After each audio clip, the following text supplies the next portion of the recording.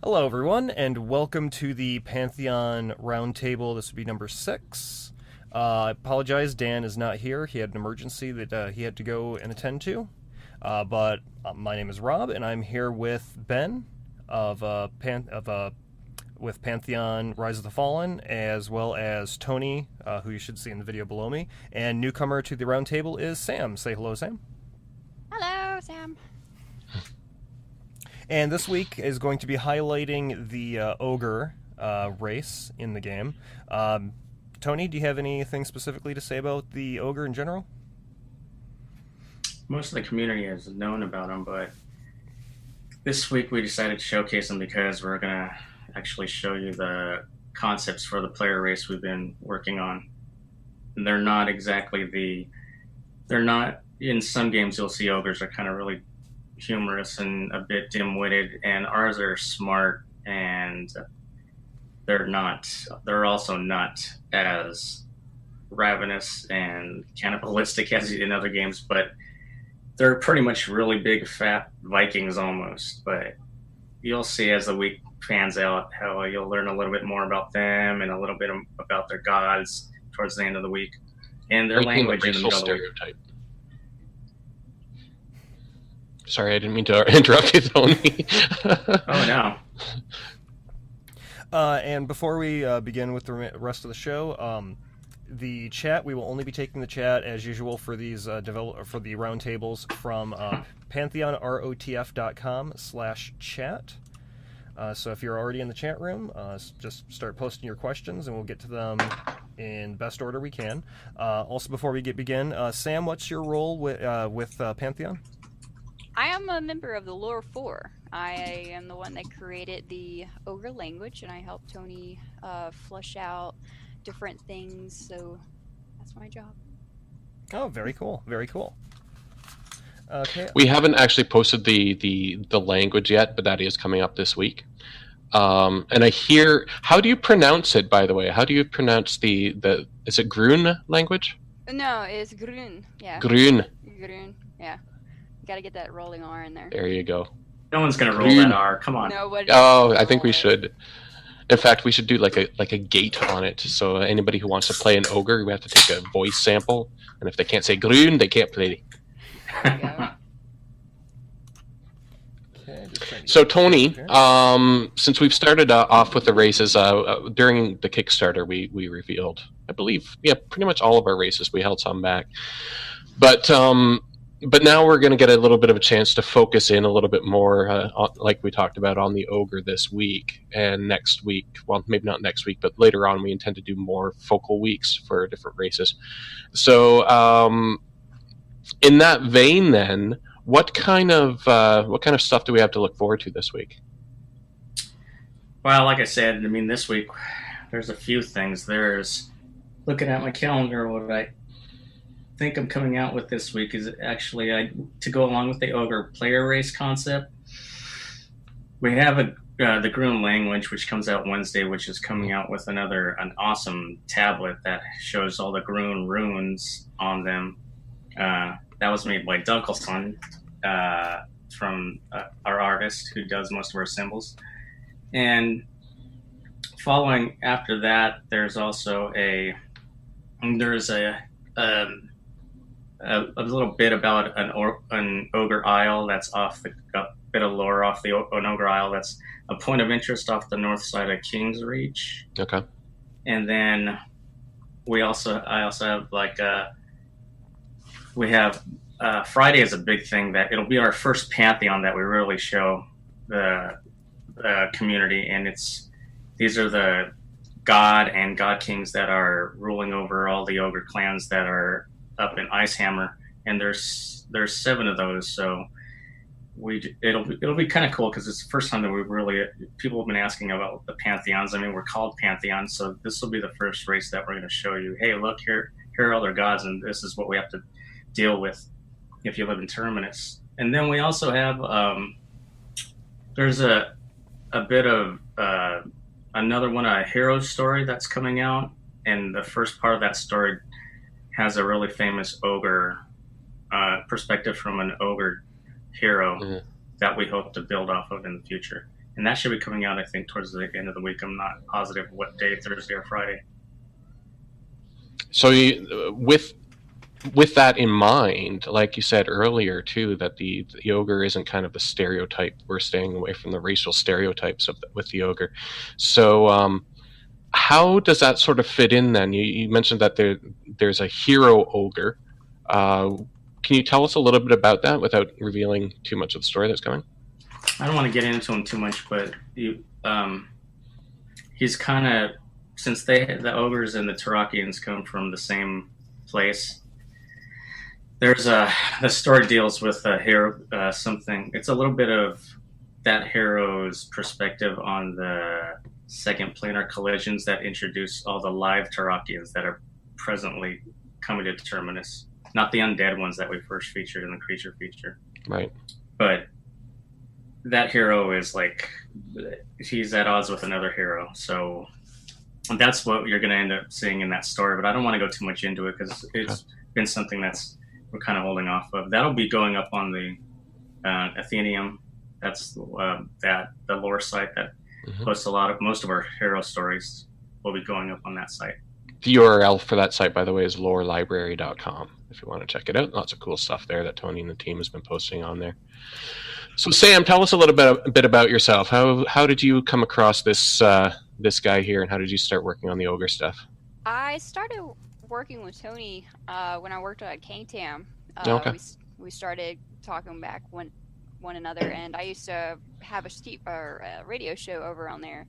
Oh, okay. So we would just go back and forth, and then from there, he knew I was a writer, or an aspiring writer, I should say, and so he offered me this job or position. I was like, heck yeah, of course I'll do it. Nice. And so we were just chatting back and forth, and I was like, I do languages as a part. And he's like, what, you do this? And I was like, yeah, I've been doing it since 2006. And so I pitched him the idea of actually just doing ogres, and I was just like, well, we could start off this, and he's like, just run with it, have fun with it. And so I just, for like 3 weeks straight, I was just working on this language, and it's going to be great because I'm excited to see people really interested in it, and I hope everybody will be able to start speaking it and having fun with it. Yeah, I got a little bit of a sneak peek of it a little while ago, and as I've been telling the community, I've been wanting to post it for a while. We're just having some difficulties on the formatting of the website. To get into specific details, I can't make a table in HTML, and I want to be able to do tables. But anyway, so I can't do that in the blog updates. But what I can do is I'm going to end up making a table in like Photoshop and just using images instead, so that we can get that posted. That works. Yeah. So tell us, how do you actually develop a language? I mean, I don't think that's something that too many people have done in their lives. It's definitely something you have to you do it in different layers. First, you have to figure out, okay, how do I want it to be sound? What type of words, or what type of, they're called phenoms. What type of phenom am I going to start with? And that's where you get ba, si, and then you're like, okay, well, let's add to it. So you go into different layers. As I'm working on the next language, I definitely want to show people this is how constructing languages are done. And I'm going to later on open up a blog and start showing people, this is what step 1, step 2, step 3, and showing them off. I think that once people see, all you have to do is just, it's like baking a cake. You need the flour, you need the milk, and once you get it all done, anybody can make a language. And it can be as simple or as difficult as you want it to be. I could just see guilds coming up with their own languages after you teach them how to do it. That would be handy, though. Can you imagine, like on Battlegrounds, you can just have your secret language with other people? Funny enough that you said that. Actually, I did. We had a somewhat of a code when I played Battlefield. We would just go back and forth and do it, stuff like that. That's cool. So how do you come across learning that kind of skill set? Did you go to school for it, or? No, I actually went to school for mechanical engineering. Okay. I started doing con languages actually in 2006. I mean, everybody just thinks Klingon. Hey, Klingon's a clone, con language. And then later on, I just started developing, and I had other races that I was working on in my books. And I was like, these are it's just so much fun just creating stuff. And so from there, you just get a hold of it. I'm a member of the Constructed Language Society. You can always find us there on, the constructed.org. And we'll teach you how to do constructed languages, how to get into it. So it's definitely a big kind of deal for me. I love it. That's cool. My brother and I used to invent languages when we were kids, but they weren't that advanced. Trinsic in the chat room is asking, will all the races have the same base dictionary? For example, if the word rock is available in one language, will it be available in all the others? It depends on how the race is. How I'm developed with the ogres, I looked at it and I was like, okay, ogres are very simple-minded. They're just up front, just go right to it. So funny enough is that I have a word for rock. Yeah, and it's rock, and then you have a bigger rock, and then you just add to it. But compared to, say, the Elven language, it's going to be completely different. Elven, elves, they're going to think of it differently. They're going to be more lyrical. They're going to think it more in depth, and so you'll see a variety of changes. But once I release the vocabulary and show everybody, hey, this is how it is, it's not going to be too complex unless you're talking about Elven. Okay, so they're not going to have the same structure from race to race. They're not going to have the same structure. I mean, there will be some words that you will be able to, like book, you'll go, but there are going to be differences because there's going to be, like, ogres are not going to know what Elven bread is, and they're going to be like, stuff, whatever. So there will be a racial barrier kind of deal. Okay. What about the formulation of sentences? I know that some languages just kind of form sentences differently, like Latin languages tend to kind of have a different order of the words than English would. Does that do you take that into consideration as you're developing a language? Very much so. Okay. Especially for English. If you look at the English language, you have, subject, verb, object. And if you look at Groon, once I release it or once it comes out, you'll see that it follows subject, verb, object. I did it on purpose. I wanted it to be somebody, something that you'll look at and be like, oh, I can easily follow it. But once you start getting to a more advanced language, going back to the Elven, it's going to be a little bit more difficult. It won't, you'll be able to do subject, verb, object, but you'll also do object, subject, verb, verb, subject, and you'll be able to switch. But it depends on the ending of it. And so once you start seeing the different endings and know it, you'll be able to, do whatever. Cool. What about dialects? Are you planning different dialects for the different races? For right now, no. But there might be later on. I might switch. Uh-oh. Okay. Okay, looks like your camera's back up and running. So, Woohoo! Well, it was. There we go. No, frozen in time. Froze. Am I back? Yep. Cool. So, Tony, how much of that process are you hands-on with when you're working with Sam to develop a language? I work with her throughout the whole process, mostly through we go back and forth on what kind of culture the ogres are, or whatever race it is, and then besides that, it's just that there's some words I need to know what she's creating, and if it doesn't sound like it's going the right way, just thinking of it from a game point of view, I might say, like, oh, a name's too long. Are these just these something that's supposed to be simple that has too many syllables in it, or because sometimes something that sounds really good just in really good to yourself while you're writing it all down, when you put it into a game, especially a voiceover, it doesn't come out the way you thought it would. And I've seen that in like a lot of games in the past. So I work with her a little on that, and we go back and forth on ideas, and we come out with something really awesome. I was really surprised, actually, when I first found out that this was one of her skills, because I thought I would just be using her as a writer. But the minute we started talking about languages, I remember she was in a game I worked and when I was working with her on KTAM, she was really passionate in the languages, but I didn't know she knew how to construct them. So Grun was almost like a, since it was a simple language compared to the more complex ones, it was kind of like, let's see if we can do it. And then what she came out with just like blew me away. And I think the community will really love what they see. So taking some questions again from the community here. Trinsic asks, any chance of some races having multiple words for the same thing? Kind of like the Inuit having multiple words for snow, or would that get needlessly complicated? For right now, I don't plan to do that because it will be needlessly complicated. Yeah. But there are some races that I do see that, especially the elves love, to hear themselves in that. So I'm not going to say a yes or a no. It's kind of the maybe for right now. Right. Okay. So getting into other aspects of the ogre, Tony, you're saying that they're going to be a little bit smarter than right. than what they have been traditionally. What's kind of the implications of that? How does that affect the rest of Terminus?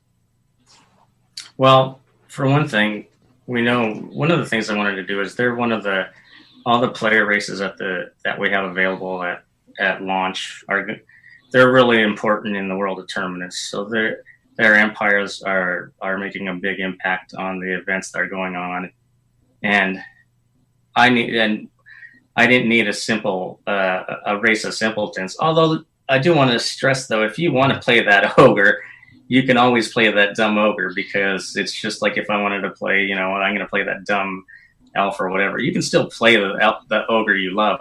Dumb humans. Sure, exactly. But they're definitely more organized, emotionally driven, and that's what keeps their god kings separated. Or that's what threw them out of their divine status. And then now each god king is ruling there's like 6 different clans running right now that are led by one of the god kings, and each of those have different themes. But there's a 7th clan that's run by an actual god, the only god in the ogre pantheon that still holds a divine status, and that's the Clan Tusk, which we've shown. I put some lore on their city, on the ogre city. So if the players actually chose an ogre and they started in the city of Tusk, they would be part of that ogre deity would be the one you would be praising. Okay. You'll run into the other ones as like the NPCs in the world. So emotionally charged large beasts really is what you're saying. Yeah. In some ways they're a bit scary. Reminds me of the Hulk. We also have a question about if we're going to talk about any of the racial abilities or stats for them. Specifically, this is from Awe. If there is a strength type attribute and ogres in general are a strength-based race, will they increase that attribute at a greater rate than, say, a smaller race would, like elves or gnomes, as they've mentioned here, or dwarves? Yeah, there is. We're still going through all what we're going to do about racial attributes, but I know we definitely were talking about, because there are definitely probably a couple benefits that some of them will have. And ogres definitely have 2 things right now, and that would be their strength. They're probably, to me, they're lifting things and wielding things that no other race could pretty much do. And are also like interacting with objects that are much heavier and that a regular race just could not push or open these doors because they're too heavy. There are things like that we're still going back with, whether we want that. And then there's also the environment aspect that they bring in, because their bodies are designed to live in a world like that is like their realm, Icehammer Steppes, which is cold environment. That's why they're like these heavily muscular dudes, but they have this layer of blubber all over them.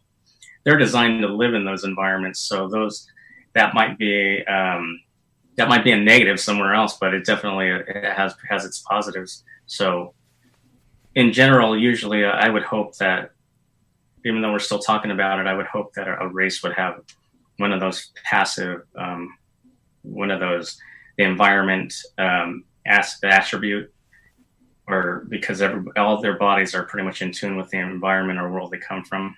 And then something like the strength, something they bring to the table that's more active. Okay.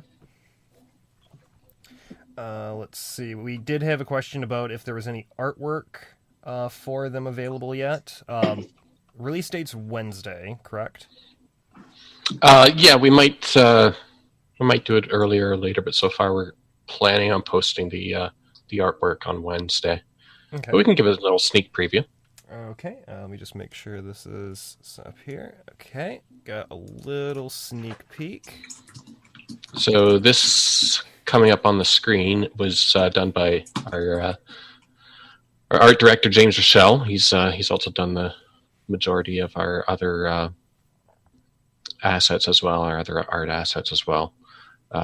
So is it on the screen? Yep, I put it on the screen, and then I took it off real quick, but I put it back up there for a couple more seconds. Yeah, I didn't see it. Yeah, because we've got the went by delay pretty and all. quick. There it is. Okay, yeah, okay, it's come up now. Yeah, so that's not showing the entire thing, but we will show the entire thing later on this week. Yep. But that gives you an idea of what things are like. Yeah, there's quite a bit more on that photo, or on that artwork. That's zoomed in. Okay, and let's see. Do we have any other questions here? Yeah, there was one on the lore. Are the Tarakians and ogres enemies? Yes, they are. I hear that a lot. I mean, Yeah, from Homeworld or after reaching Terminus? They're that way on their origin world. Okay. And they continue the fight on Terminus. Yeah, so I mean that's totally different. I hear that from people ask me that on our website a lot, and that doesn't mean that you can't. If my friend is a Tarakian and I'm an ogre, I can't party with him or go anywhere. But you just don't expect to visit the same places in the world, because I can't go with if I'm an ogre, I can't go with my Tarakian friend to their like some village, because my friend may like me, but everybody else is going to kill me on sight. Yeah. Awe has tried to clear some of his the question up a little bit. Was mainly asking about the with races that have a inherent attribute, like for ogres, the inherent one, the main one would more than likely be strength. Would that scale up faster than all the other ones? Or is that the direction you're kind of thinking of going with? That's something that's still something we're still talking about. So okay, we haven't really. It's kind of a yet. systems thing too, and unfortunately, we don't have Salim here to give a Okay. definitive answer and stuff like that. Salim has a day off today. We thought we'd give him some slack, cut him some slack. Any other questions being posted yet? Not just yet.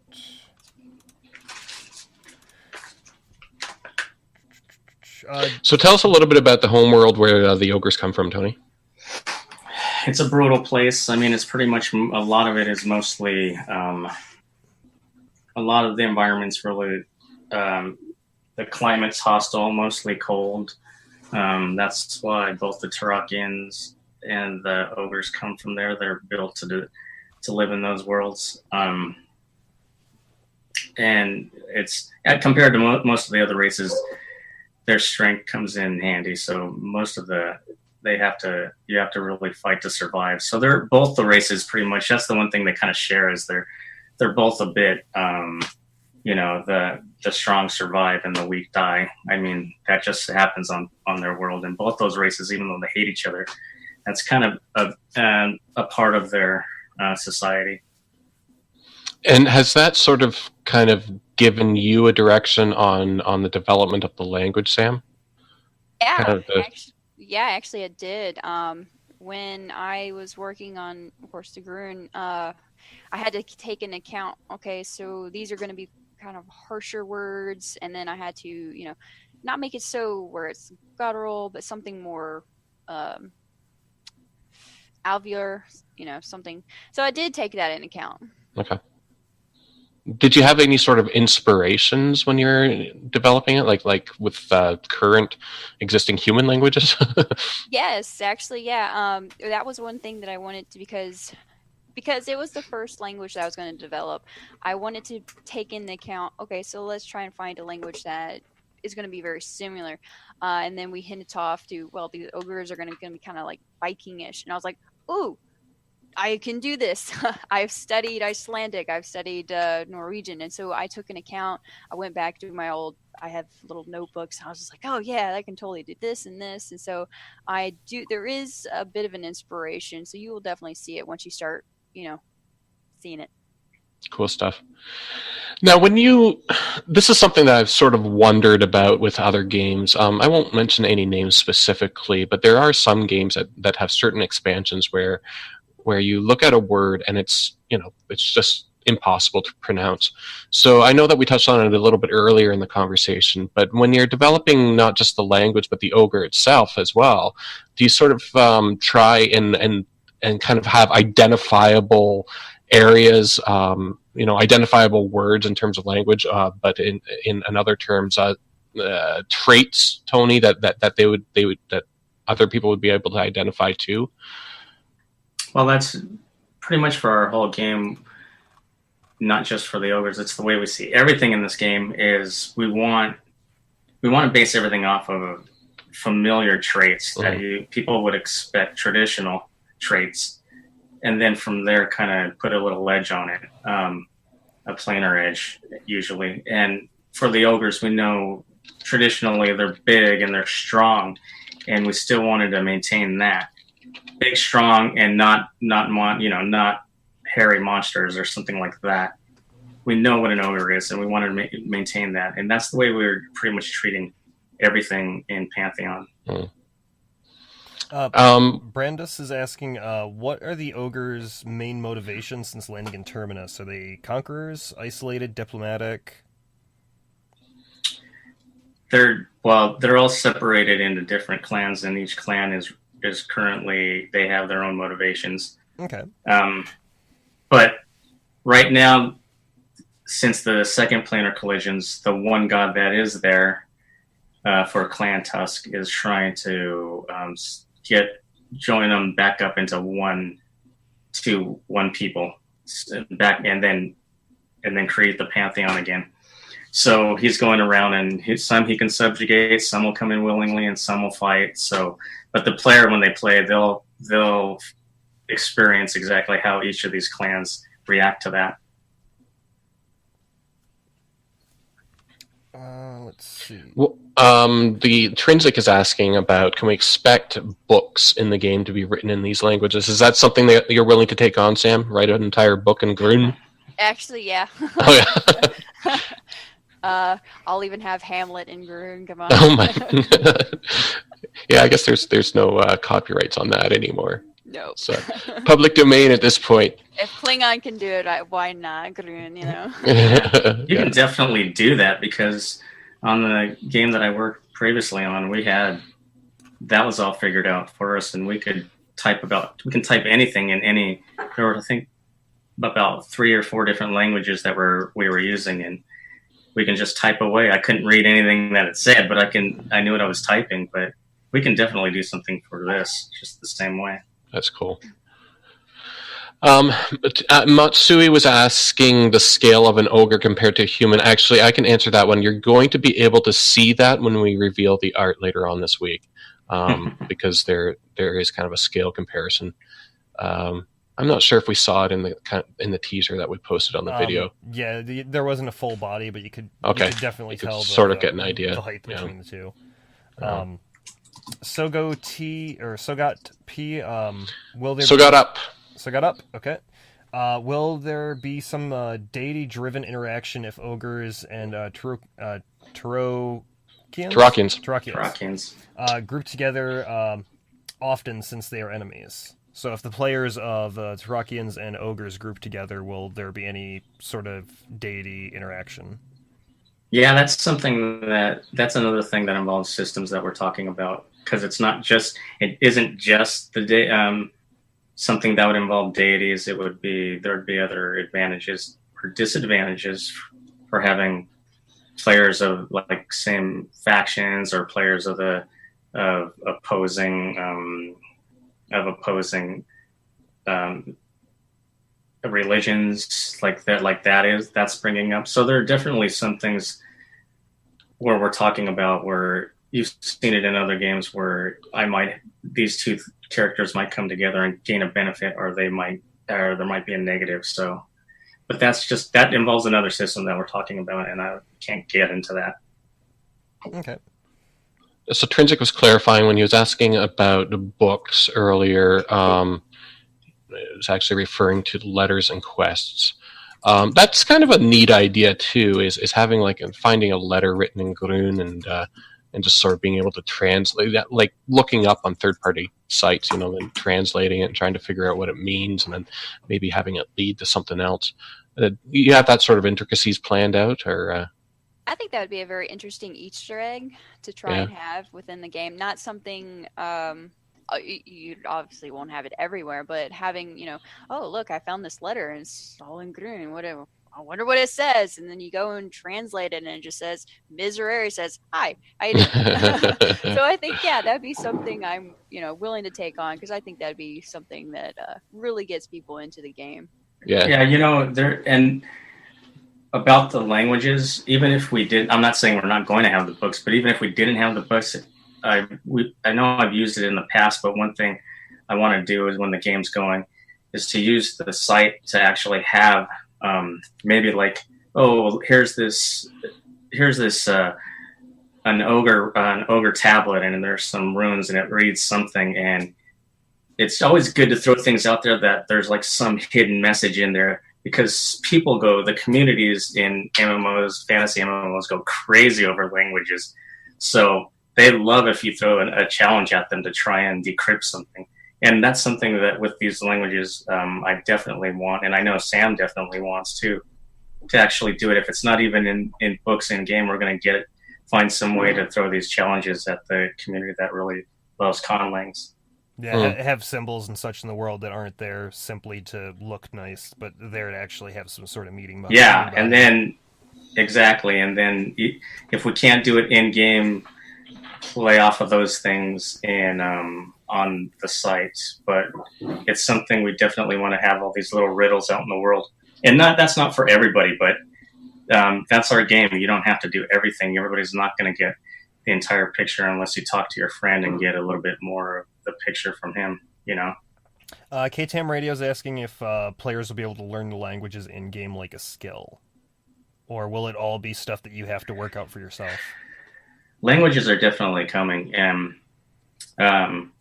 we don't know yet how you're going to learn them yet. It's not going to be just like in EQ where you can spam off all of a sudden. I'm just sitting there and bam, I know Dwarven.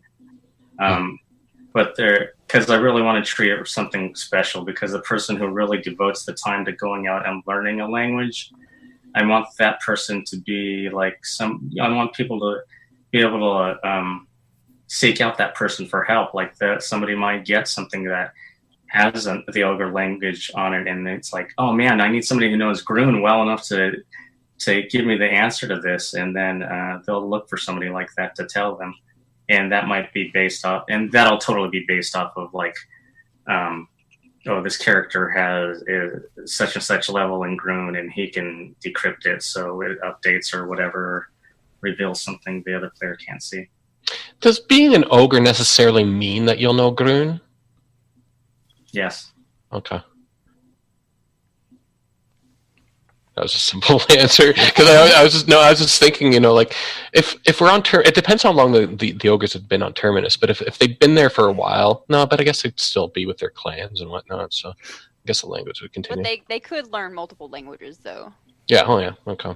There are languages also that we're going to work on that aren't even, I don't even know if Sam knows this, but there are languages Sam's going to be working on that they're not connected to races, so there are things that'll be out there for you to learn that nobody knows.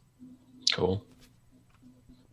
And with the languages, that was kind of one thing in other MMOs that I've seen where you have the language, and when you learn the skill in the game, it kind of just immediately translates whatever you're saying just into standard English. and it's basically just removes a barrier from the game. And I always wanted to see languages just mean a lot more in it, where you actually have to figure out the language overall. Is that something that you'd like to see happen, and not just be a simple, well, you've learned it, so now you no longer have to look at it? Yeah, definitely. That's something where I don't. It's in much more. That's much more. That applies much more to the really special languages, not the racial ones, but like either like a magical language or an ancient language. Those are something that you can learn and you barely kind of understand it, and then you get better and better. And to some extent, that would probably be the same for racial languages, where there would be like 4 tiers that you slowly can get more out of that language as you move up in. I don't know if anybody watching right now or listening remembers the old, the original Furiona V server, the original role-playing server for EverQuest. But when it launched, if memory serves, you couldn't speak other languages. You could only speak your racial language. And on top of it, you could only get 1 skill up an hour or something like that when you're learning other languages. So you would have to hang out with people that spoke different languages. You would have to hang out with them for a total of 100 hours before you would actually learn their language flawlessly, which was, I mean, it's kind of brutal, but it was kind of cool. Anyway, just a little aside. Yeah. I remember people trivia. People used to have like little language fairs or language swap meets. Like, they would all gather together and exchange languages, trying to learn more. Yeah, that's one of the things when we look at the old MMOs. That's one of the aspects that we want to bring into, even with having a language in the world. We want a community to start working together, and that's what we want out of this language. When we create languages, we don't want to do it to have it. It's there because our whole game is all about community. Mm-hmm. And Awe is also asking, will there be any sort of common tongue language straight out the door, or will it be all just the individual languages to start with? There has to be a common tongue. I mean, that has to go.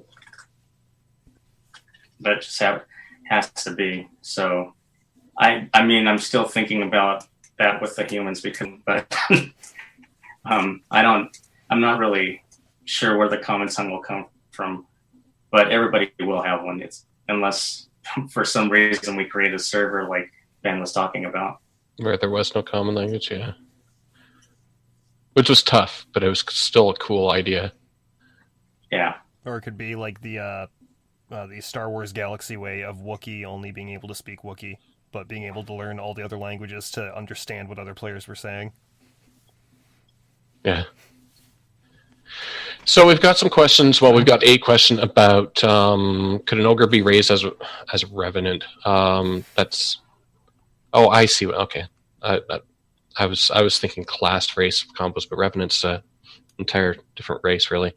But did we ever land on that, Tony? If revenants could be different races? Revenants revenants are different races. Their spirits are all, they can come from any different race. Right. Even though Risen, they all create this new race, which is called Revenant. Yeah. I know we're not focusing on the Revenant tonight. It's just a question that came up. Yeah, so how many, oh, okay. Brent is asking you a question specifically, Sam. How many languages can you speak? Which has nothing to do with Pantheon, but it's good to know. Little trivia. So, natively, my family is Serbian, so I know a little bit of Serbian. Of course, English is my fluent. Other than that, I don't speak anything else except for, I can speak a little Klingon. That counts. That counts. It's very helpful. Like, I need to go to the restroom. Let me just speak in Klingon. And so other than that, no, not really. But I just love making languages, and I will become fluent in Grun. So there you go. Another question we have from KTAM Radio. How has the culture of the ogres changed from their homeworld to that of Terminus? How do they relate to other races and cultures that are not Tarakian? The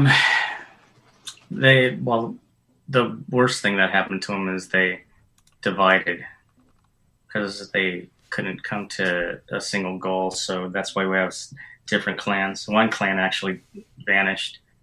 And as far as who they get along with, it's really more what if you've ever gotten in their way. So it takes more of learning their history on Terminus.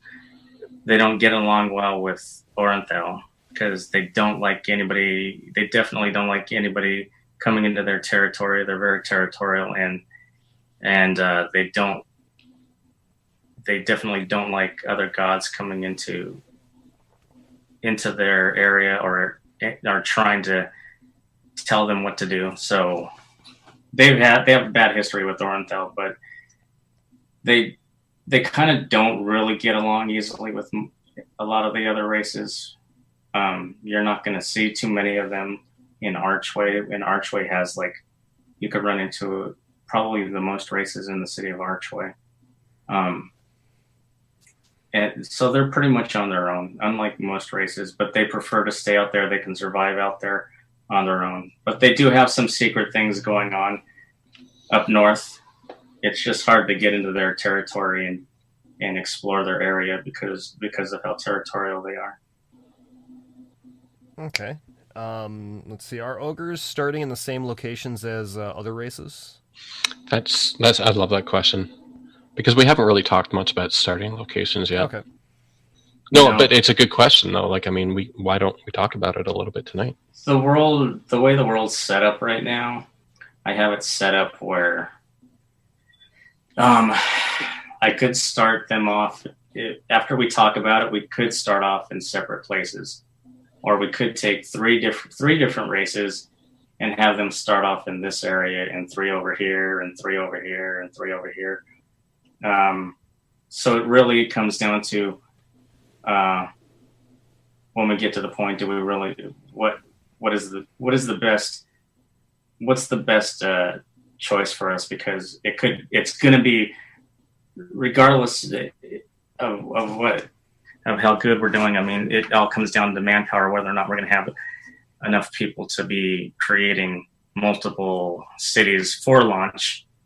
Not just multiple cities, but a lot of cities, like a city for each race. That's really expensive. I mean, if any of you worked in the MMO industry, a town is like one of the most expensive things that you can build, and then you want people going back in there, and it's so time consuming.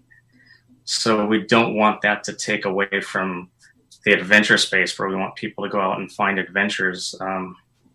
So we're not at the point yet to cut anything off yet, but we're still unsure of how that's going to be. We definitely don't want it. I don't, and I've talked to everybody else about this. I don't want to see us having like one starting area, or the worst would be a tutorial starting area. I can't stand another tutorial area. We want you to get in the world and have fun. But it's something we haven't really touched on, and that's something that would be great to hear a lot of feedback on just what the community's experiences are with other games, and what they thought worked or what didn't, or what they would hope to see. Yeah, the more starting areas, the better. In some ways, in terms of lore, it could sort of make sense if some areas were shared. But yeah, Salim was talking about it at one point too, and I think I even had the conversation with Brad as well, just in terms of the resources, like you were mentioning, Tony.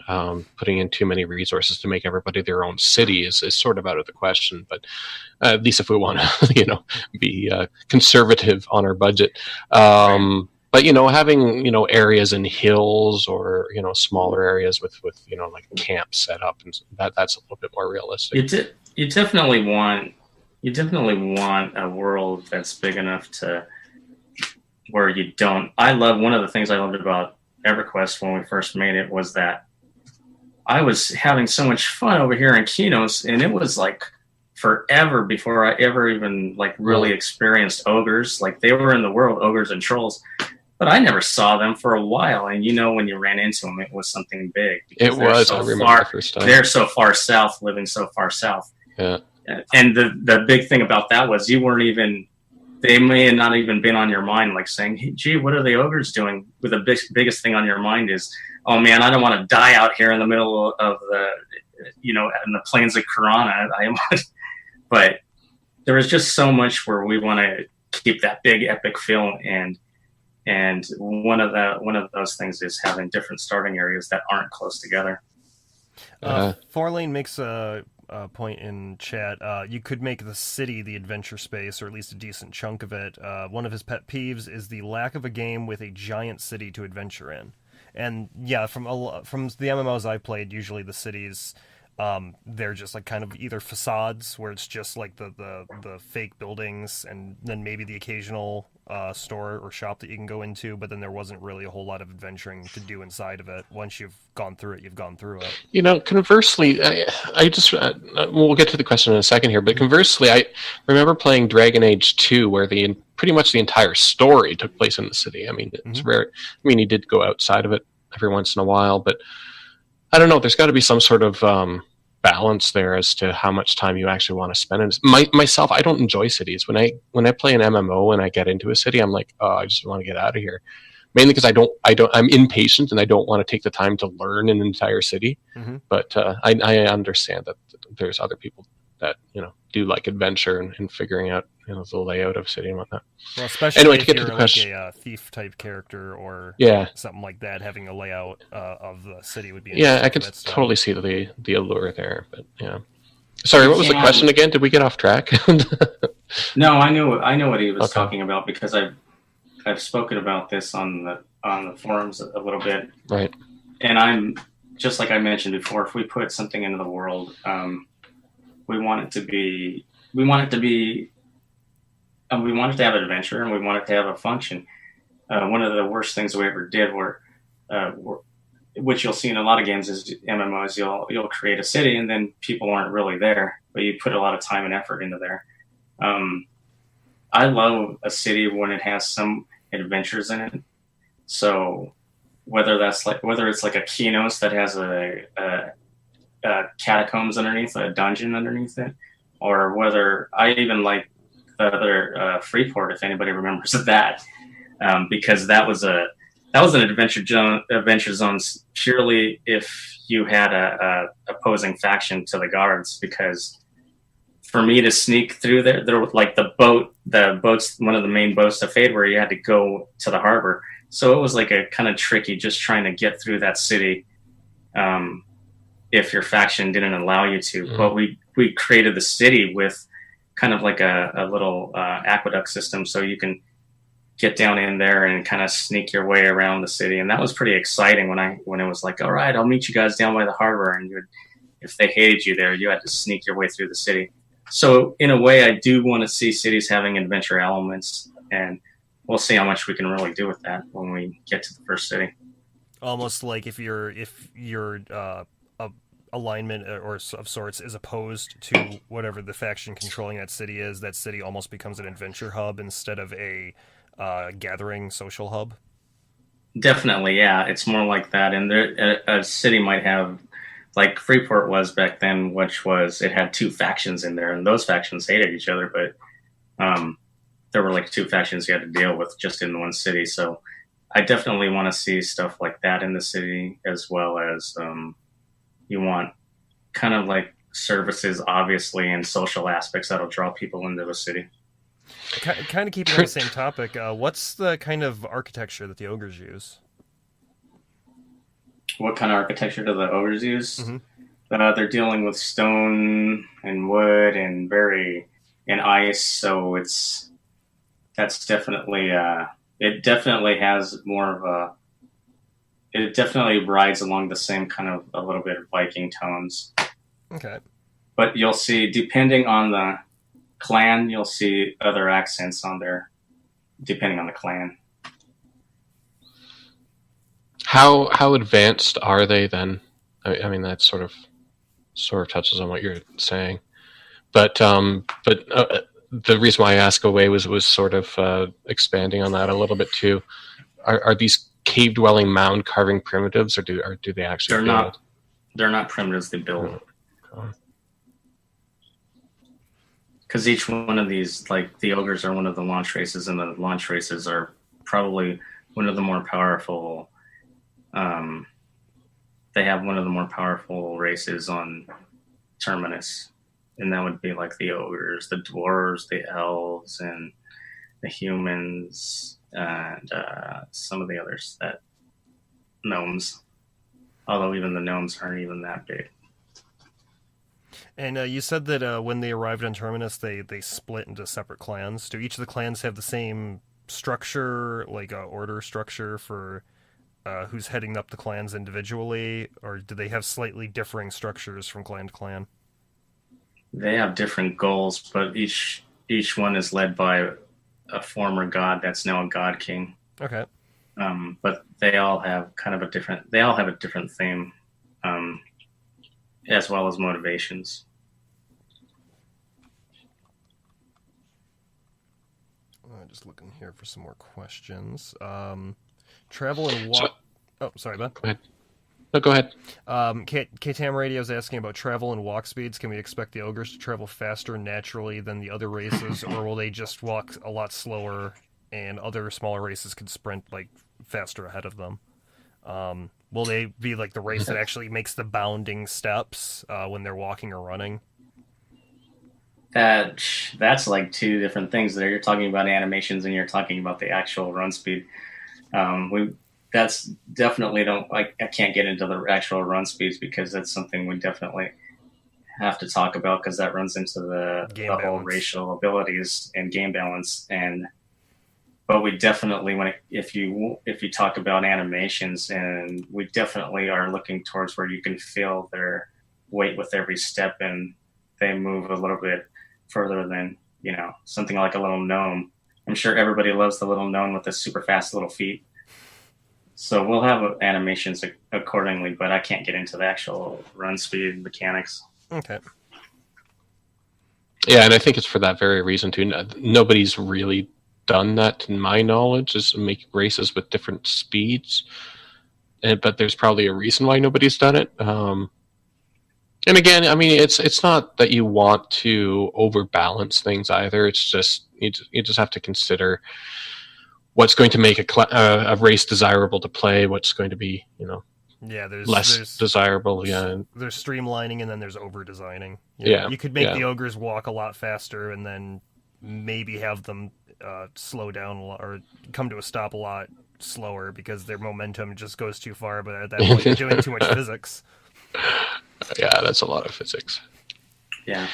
So Away is asking about the ogre deity is now just a god king. What does that mean? Or sorry, what does that do in terms of mortality and attackability? Do they? God kings are when you're a god king, you are pretty much mortal, so you can kill them, but they still have a lot of power. So in our world, they would be like trying to take down a dragon would be a god king. So, and they have a lot of followers. Well, arguably they still have some followers who are crazy. Yeah, there's so many different obstacles trying to take down a god king. But that's one of the things that we want you to be able to learn, and that you're not going to take down one the same way you would take down another one. So one of the things that keeps on coming up, and we have answered it in the past, but we have to address it again: can gnomes ride ogres? Can gnomes ride ogres? I suppose if they have like a little chair on their shoulder pad, I guess. Yeah. That's one mechanic that also has never been done, to my knowledge, is being able to ride on the shoulders of another player character. So we're running up on the last 5 minutes here. We've got time for a few more questions. If you're just joining us, we're talking about ogres tonight. We've also delved a little bit into the lore and just some of the mechanics and the design of what goes into creating a race. So how has the entire experience been for you, Sam? I know that you came on board a little while ago. Was it kind of what you were expecting to be, or was there any surprises with working with Tony, or how has the experience been for you? I think you're muted. Uh-oh. Oh no, we've lost Oh, Sam. see, she knows sign language too. Oh yeah, you're muted. You're muted in there you go. There we go. Can you hear me now? Yeah. Woohoo! No, it's been an amazing experience. Getting to be able to work with the other two writers, Rafa and Ileana.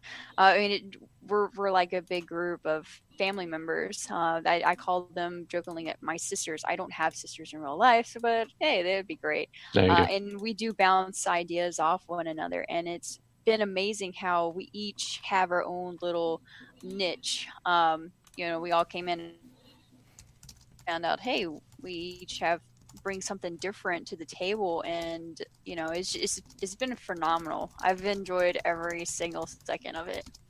Great. I know Tony's really been grateful to have you guys too. Oh yeah. So one last question from So Got Up. Will it be possible for different races to worship a deity from a different race?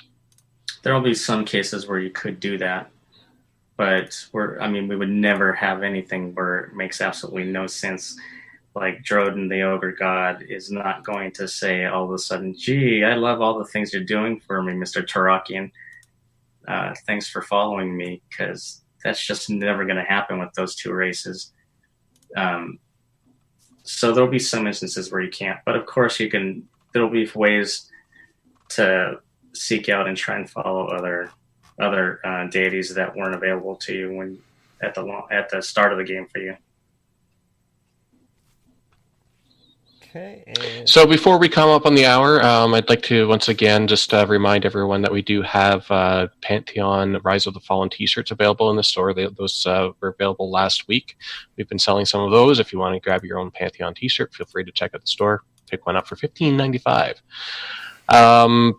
Also like to thank everybody that's been putting in a lot of effort into making Pantheon, all of our supporters, all of the apprentice developers, all of the supporters in general. You guys have been great. We're really appreciative of all of your comments and concerns and questions and involvement in the community. That's what's driving this game.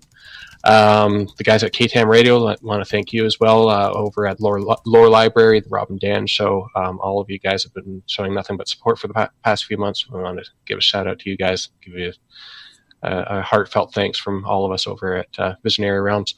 And Sam and the rest of the Lore 4, we really appreciate your work as well, and it's some really exciting stuff that's coming up. So this week is the Ogre. Sam, you're going to have some new languages for us soon, which we can look forward to. And not only that, I got the Kitty Wampus. I do write the Kitty Wampus story, so okay. I'm still writing that. Nice. Okay, and with that, this has been the Pantheon Roundtable Part 6. This will be going up on YouTube by tomorrow morning. Again, thank you, Sam, and thank you, Tony. Hope to have both of you back for possibly next week's or in the near future. Ben, thank you as well. Yeah. And I have been Rob in lieu of my co-host Dan, and we will see you next Monday. Thanks, all. And don't forget, for a limited time only, you can pick up your official Pantheon Rise of the Fallen t-shirt in our store.